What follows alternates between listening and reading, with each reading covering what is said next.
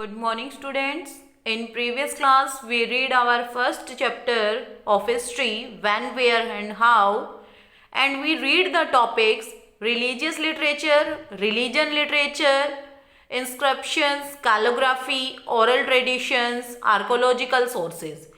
In archaeological sources, we read about inscriptions, and today we start our class with the topic monuments. One part of archaeological sources कि archaeological sources जो पुरातात्विक source होते हैं उनके अंदर एक तो हमने पढ़ा इंस्क्रिप्शंस जो रिटर्न में हमें मिलता है, ठीक है।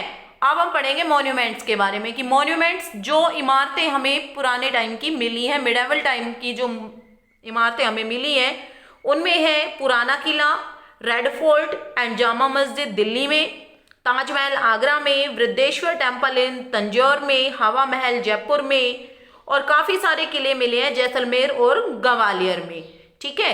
अब है न्यूमिस्मेटिक। न्यूमिस्मेटिक का मतलब होता है कॉइन्स की स्टडी से, और इसकी इम्पोर्टेंस क्या होती है, फिर हमें वहाँ की जो इकोनॉमी होती है, आर्थिक जो उनका स्टेटस होता है वो पता लग जाता है कि भाई वहाँ की अर्थव्यवस्था कैसी थी और मध्यकाल की जो पॉलिसीज थी उनका।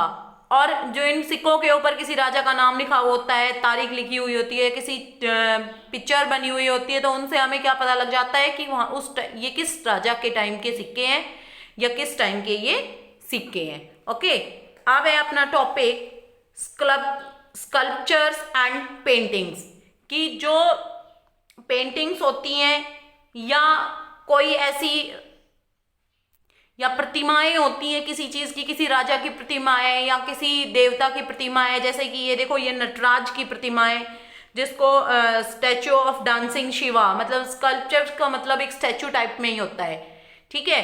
तो सबसे फेमस कौन सा है, ब्रॉन्ज स्टोन, ब्रॉन्ज के हो सकते हैं या तो कांसे के हो सकते हैं या पत्थर के हो सकते हैं या लकड़ी के हो सकते हैं, और सबसे फेमस कौन सा है, the bronze dancing Shiva. Okay, on the other hand painting usually depict themes कि पेंटिंग्स की एक थीम होती है, एक पेंटिंग बनाने का एक उद्देश्य होता है या उस पेंटिंग को हम किसी चीज़ को चित्रित करना चाहते हैं। जैसे ये देखिए हंटिंग इन मिडाइवल पीरियड की एक चित्र है कि इसके अंदर सारे लोग मिलके एक शेर को मार रहे हैं, मतलब उस टाइम जो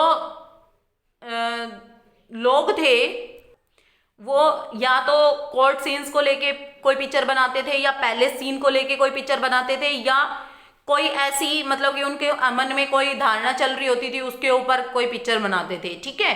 तो ये उनकी थीम होती थी पर्टिकुलर, और the study of all this resources help the historian to write unbiased history, और ये सारे सोर्सेज हैं जो हमें हिस्ट्री को लिखने में मदद करते हैं।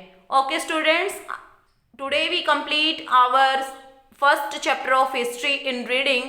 If you have any query you contact to me.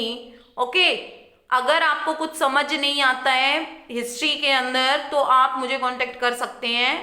Now we do our long question answer. Our first long question is, what kind of changes were observed due to the fusion of culture? कि जैसे जैसे cultures का मिश्रण हुआ, एक culture का दूसरे culture से मिलना हुआ, तो उससे क्या क्या चेंजेस हुए, हमने क्या क्या ऑब्जर्व किया। तो इसका आंसर है many popular Indian food items are a products of mixing different cultures कि बहुत सारे भारतीय जो खाना है वो दूसरे कल्चर्स के मिलने से ही बना है, जैसे कबाब है हमने कल रीड किया था, और गुलाब जामुन है, ठीक है।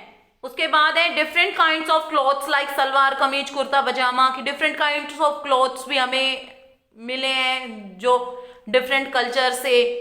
It also seen in the field of art and architecture, और ये हमें कहाँ कहाँ पे और कला और वास्तुकला में भी देखने को मिलता है, in the field of religion और धर्म के अंदर भी।